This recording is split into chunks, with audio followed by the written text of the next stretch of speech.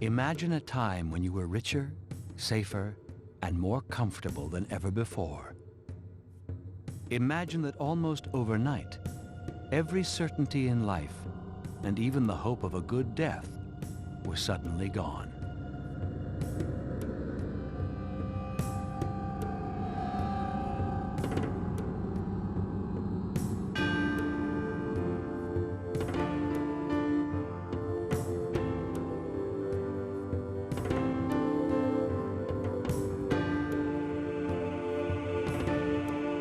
Between 1200 and 1350, in a small area of central Italy, the world changed forever.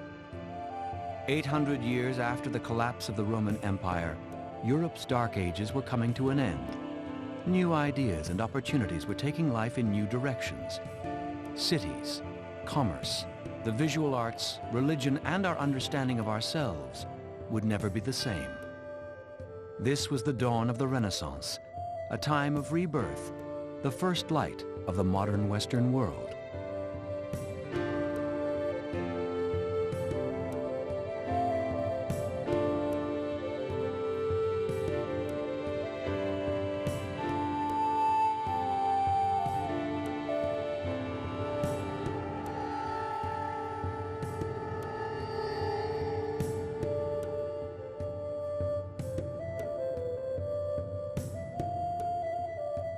In the first decades of the 1300s, the Tuscan city-states of Siena and Florence were at the height of their power and splendor. Commerce and construction were booming. Streets were being paved. Cathedrals, hospitals, civic buildings, and public squares were being built. New houses and palaces were going up in town and country. Masterpieces of painting, sculpture, and literature were being created. More gold was in the hands of more people than ever before in history. And never had there been such a tempting array of goods from around the world to spend it on.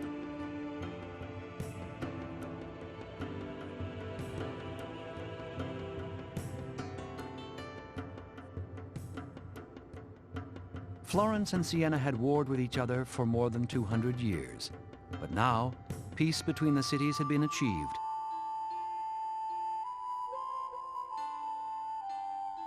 Siena looked boldly to the future. It began the fourth expansion of the city walls to make room for a continuously growing population. Walls were for defense and safety, but they also had a symbolic importance. They were how a city made its first impression. At a time when visitors arrived by foot or on horseback, the walls were noticed first. High, well-maintained city walls were a positive reflection on the city council and the merchant class that governed the new city-states. As walls expanded, so did construction within them. While peace of a sort had been established, Florence and Siena remained fierce rivals. In 1260, Siena had defeated Florence at the Battle of Monteperti. It built a lavish cathedral to celebrate the victory and thank the Virgin for the city's good fortune.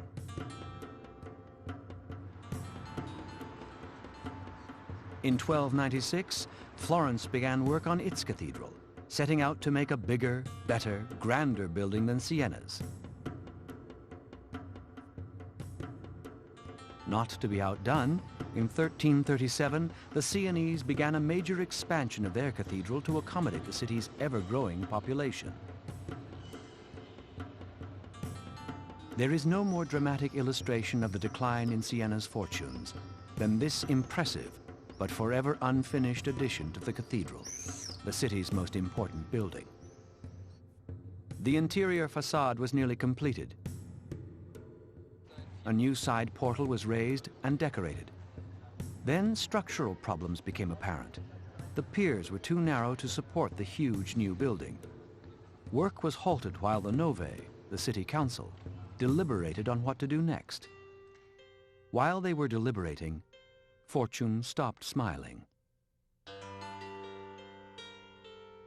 Business and multinational banking, the economic engine of social improvement, was on the brink of disaster. By the middle of the 1300s, an empire of debt had truly crumbled.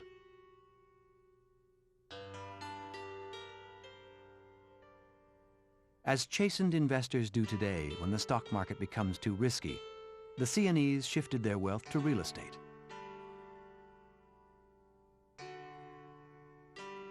The Florentines were less cautious. The city fathers had incurred a debt so large on civic projects that when it was consolidated, it was nicknamed the Monte, or mountain, the origin of the phrase, a mountain of debt. Bad weather and bad harvests were also taking a toll. The economy in the 1340s starts to shake and then collapse for a number of reasons. One of the underlying reasons is simply demographic. What you have across Italy at this time is population expansion that simply cannot be supported. That is to say, they don't have enough food to feed all the people who are there.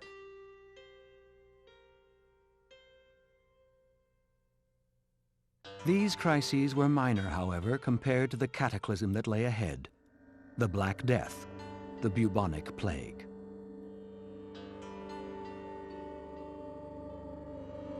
The plague had been known in ancient times, but a new outbreak had begun in China in the 1330s.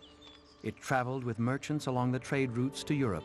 Transmitted by fleas carried by rats, bubonic plague was highly contagious and most often fatal. Early in the 1340s, before the Black Death ever hits, we find famines, we find that the population is in serious trouble. One of the reasons why, when the plague, the Black Death, hits in 1348, one of the reasons why it kills so many people is that they were already in a weakened state.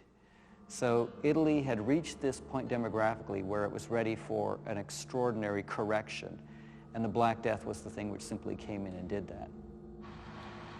So we have an environmental, demographic, agricultural crisis that's developing there. Then we also get the extraordinary collapse of the banks, the two major banks in Florence. These were the Bardi and the Peruzzi banks. And both the Bardi and the Peruzzi had lent enormous sums to monarchs in Northern Europe, in particular the King of England. The problem with lending to the King of England is that if the King of England decides not to pay you back, you have no recourse. So the Bardi, while they were the wealthiest banks, while they were the most powerful banks, the Bardi and the Peruzzi were the most powerful banks in 14th century Europe, they really had no way of collecting on the bad loan of a king. And if that loan went bad, it would take down the bank. And this is exactly what happened. There was the king simply refused to pay, and the Bardi then went bankrupt and took down the entire Florentine economy with them. So it was really a domino effect that in part was rooted in, say, the circumstances in Italy itself, the environmental and the demographic circumstances in Italy, and then in part was rooted in England. In the spring and summer of 1348, the plague reached Tuscany. Death was everywhere. It spared no one, rich or poor, young or old, healthy or infirm. Between a third and half of the population of Europe died. Agnolo di Tura, a chronicler of Siena, left a chilling account of the 7 months that decimated his city.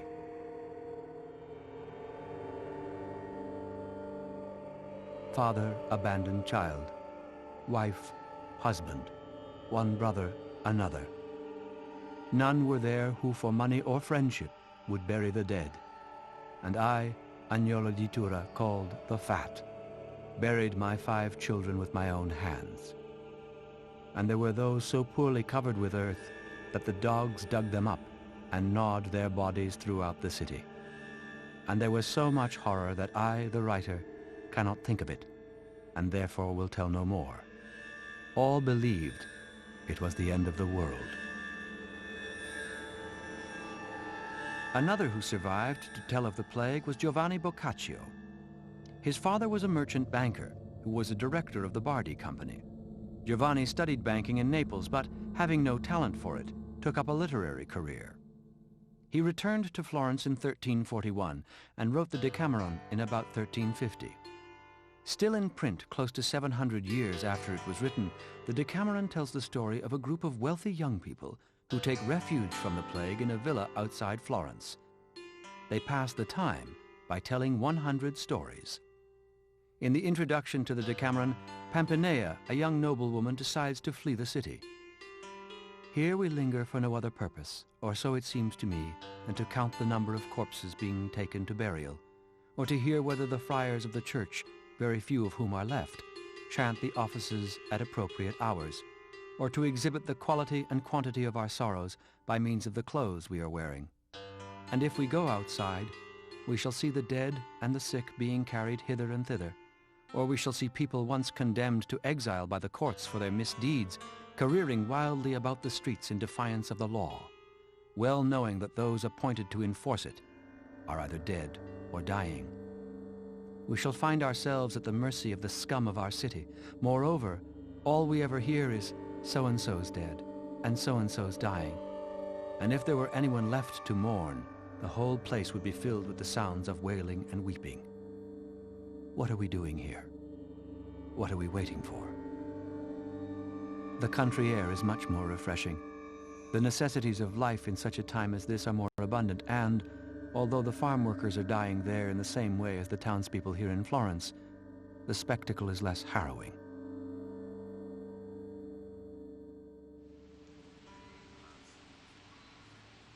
It is almost impossible to comprehend how great an effect the plague had on every aspect of life in the mid-1300s.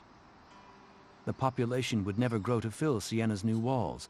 Today we can still see the gardens, vines, and olive trees planted within them. Before the plague, this valuable city property inside the walls would never have been used for anything other than buildings. Endless construction had been the norm in Siena for close to 2 centuries. Huge projects such as the Palazzo Pubblico, the paving of the streets with bricks, the construction of underground waterways and fountains,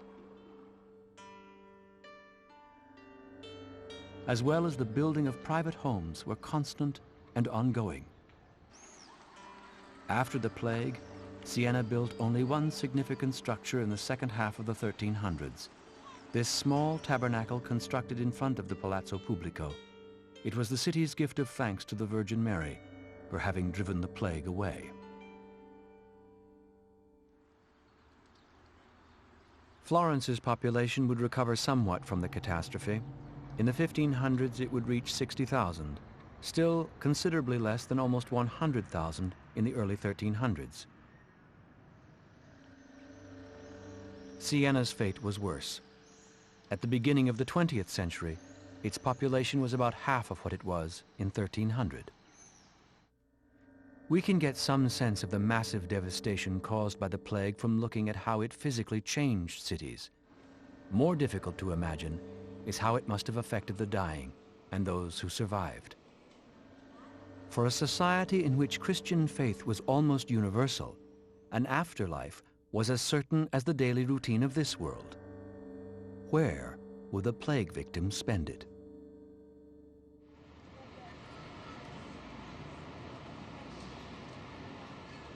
From early Christian times, and with particular intensity perhaps in the Middle Ages, Christians have believed in this dichotomous vision of the universe, heaven and hell.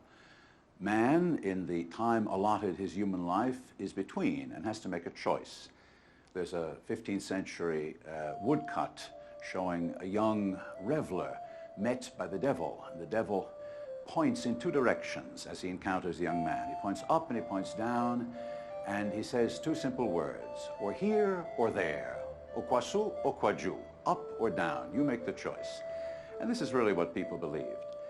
The most dramatic and most sumptuous expression of this belief is perhaps that which we find in the Florence baptistry, The mosaics in the vast dome, 26 meters in diameter, the most important of the scenes, the one directly above the altar and the font, the scene of Christ in glory coming to judge the living and the dead.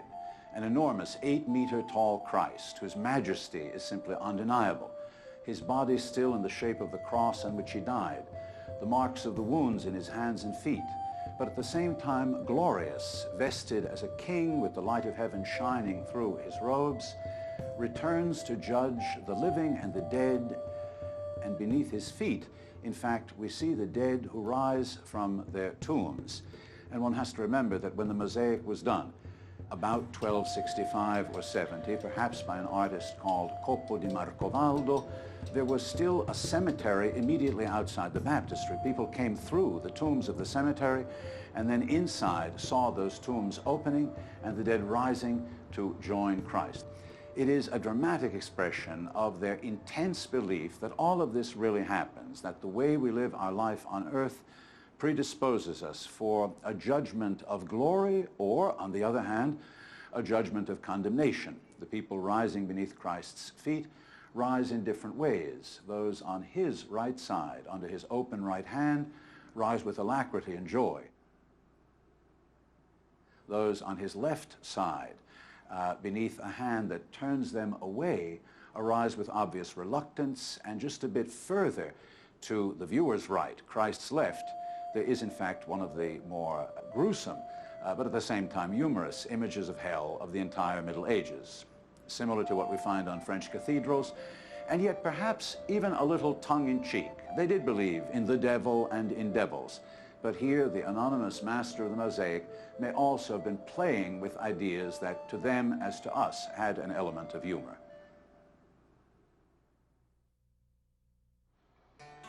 In the 1260s, when the Florence Baptistry was built, the horrors of hell would perhaps have been taken more lightly than they would be 90 years later during the plague. The Black Death was a double blow. It could carry you off from this life and affect your place in the next. It's extraordinarily important to people at this time period that you have a good burial, because the good burial is one of the steps in getting your soul to heaven as well. So a good death was really the focus for a good life, and a whole good life came together in a good death. So one of the key forms of mercy that you could offer to people was care for them as they're dying, care for them once they're dead, so getting their body into a cemetery, into a grave, and then care for them afterwards, with requiem masses said to ensure that their souls would come out of purgatory and eventually go to heaven. In a society so devoted to religious observance and banking on it to ensure a happy afterlife, a proper burial was crucially important. Administering the sacraments to the dying and officiating at funerals brought the clergy into close contact with the plague. They were among the earliest and hardest hit. So many people had to be buried so quickly that even if a clergyman could be found alive, often the last rites could not be administered and funerals could not be held. The Archivio di Stato in Siena holds hundreds of thousands of documents detailing every facet of life in the city.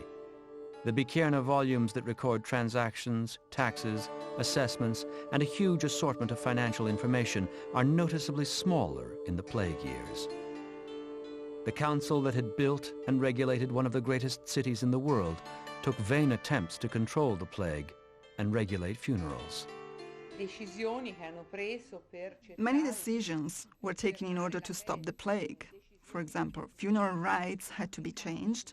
Funerals could now be performed as before. The ceremonies had to be much smaller. There was no way to accompany the deceased on their final journey with the pomp that people were used to. All sorts of attempts, all sorts of remedies were being taken in order to keep healthy. For example, they believed that drinking vernaccia, and vernaccia is very nice white wine, was a remedy against the plague. All through the 14th century, not only in the 1340s, because various pestilences were endemic all through the century, they took all sorts of sanitation and health resolutions, like the encouragements to drink more vernaccia. What they didn't understand was how plague spread. For example, we find in the documents of the High Council that they were organizing large processions, which were extremely dangerous, and they increased the epidemics. And they were invoking the Holy Virgin's help to be saved from the plague.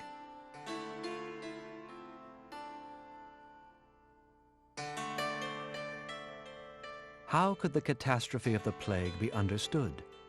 Justice, the virtue that presided over daily life, seemed to have gone missing.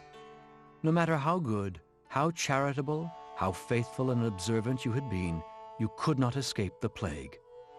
What could cure it? What caused it?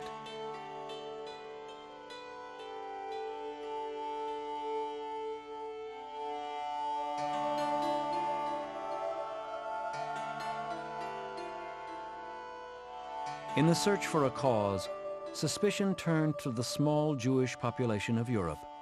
Since Christianity had been established as the official religion of the Roman Empire in the 4th century, Jews had suffered various persecutions.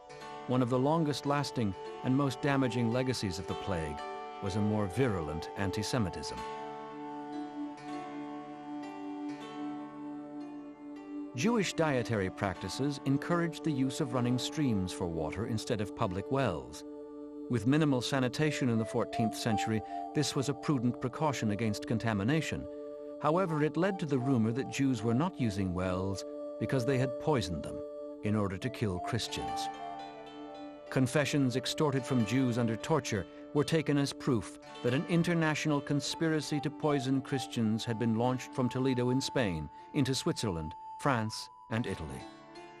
News of this spread throughout Europe, and consequences for the Jewish community were catastrophic, especially along the Rhine, where in at least 200 towns, Jews were butchered and burnt.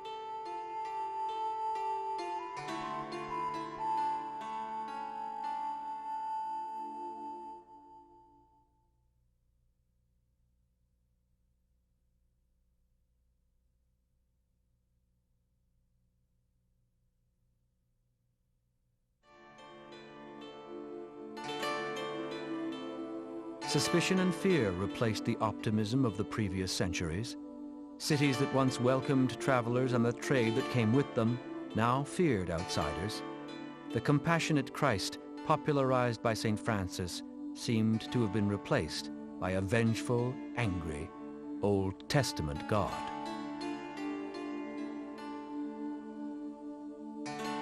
Some religious confraternities or brotherhoods specifically dedicated themselves to protecting people from the plague. Among them were the Flagellants. They believed that the Black Death was a divine punishment upon human sinners, and that by punishing themselves, they could escape the greater punishment of the plague. The Flagellants traveled in processions through the towns of Tuscany.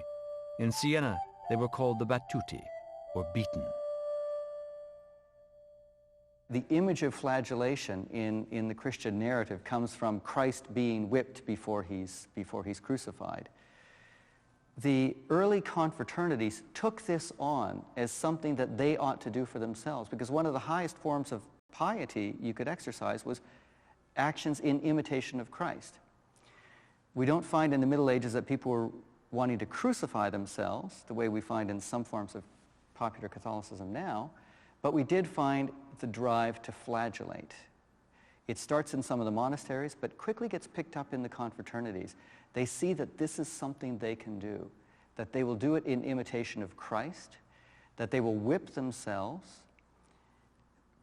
saying to God all the time how sorry they are for their sins, because the physical pain, if they're willing to bear that physical pain, it shows how sorry they are. They can do that individually, but then periodically, groups from a confraternity will go through the towns, whipping themselves not just for their sins, but for the sins of the whole town. And they will do this frequently when there's a famine, when there's a plague. Because famine and plague were thought to be God's judgment on a sick, on a diseased, on a sinful town, an immoral town. If we want this famine to go away, if we want this plague to go away, we have to show God that we're going to turn from those sinful ways that have brought it on us. And one of the ways we have of showing that to God is by going out whipping ourselves. Stripped to the waist, the flagellants flogged themselves till they bled. In desperation, thousands of people, clergy, laymen, women and children, took part in the flagellants' fanatical sessions of beating. These often lasted 33.5 days to mirror the 33.5 years that Christ had spent on earth.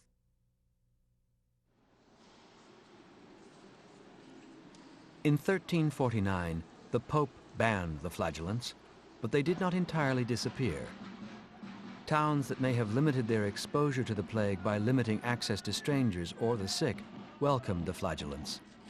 Traveling through infected areas and infected themselves, they may have helped to spread the pestilence they fought to stop.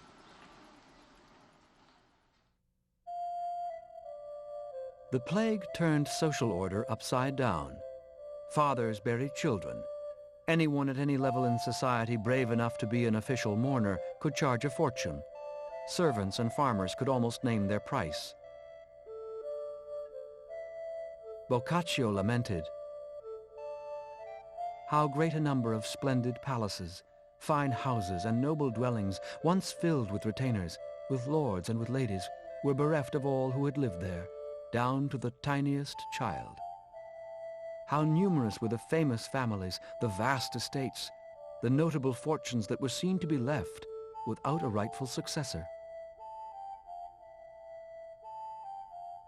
The Black Death affected the arts as it did every other profession. In June of 1348, as the plague raged, Ambrogio Lorenzetti, one of the most influential of Siena's great painters, wrote his will. Neither he nor his family survived, and his estate passed to the Confraternity of the Virgin that operated the city hospital. With the decline of city revenues and so much general devastation, there were no great public commissions for artists. And in the 1350s, when artistic activity slowly resumed, it is a different world that artists show us. After the plague, it is possible to see 3 different views of the world in paintings of the later 14th century.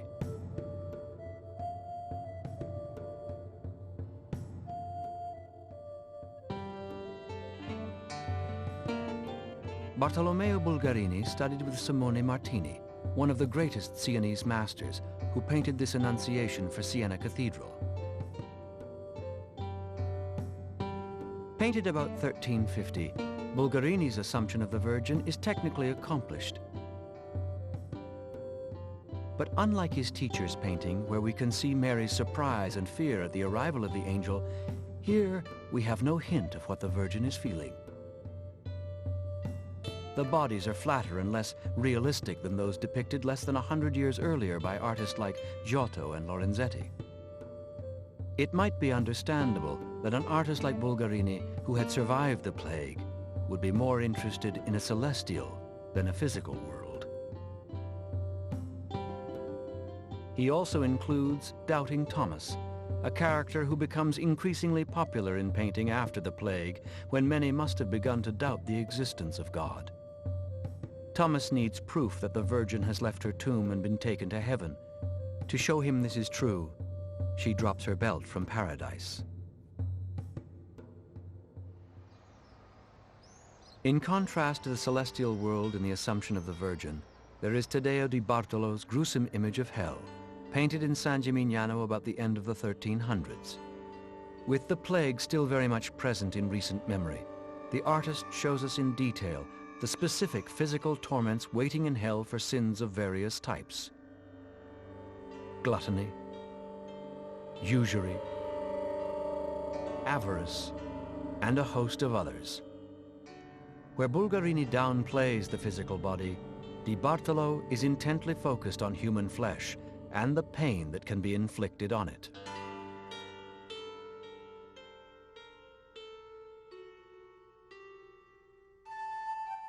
Different from both of these is a fantastic, almost escapist view that can be seen in Bartolo di Fredi's Adoration of the Magi from the 1380s. This fanciful procession of horses and camels, monkeys and exotic characters is a delightful, light diversion.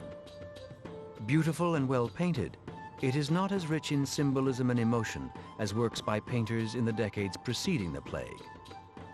To some extent, all of these works move away from what the early masters of naturalism, like Giotto and the Lorenzetti brothers, were striving for, the realistic representation of the world around them. But there is also another opinion. There have been many who want to see the plague of 1348 as a watershed in the history of art. The painting in Siena and Florence after mid-century is different in various ways from the painting from before that point. And people have wanted to explain it as a result of the plague, either because people died, both the clients